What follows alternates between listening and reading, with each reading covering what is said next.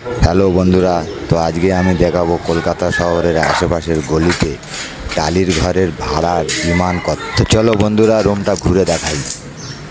এটা রান্না করা, এই রুমে যাচ্ছি। এটা রুম, এই ওপরে একটু প্লাস্টিক দেওয়া আছে, জল পড়ে না ওখানে। টালির ছাউনি। এটা হলো মিটার, এই যে এই পাখার সুইচ। আর ঘরটা একটু ডাউন, মানে এই দুটো ধাপ ডাউন। এই দুটো ধাপ আছে, এই একটা ধাপে উঠছি, এই এই আর এই পায়খানা বাথরুম। এই যে পায়খানা বাথরুম, পাম্পের জল আছে, কল আছে, এই যে একজনের সাথে পায়খানা বাথরুম। ঠিক আছে,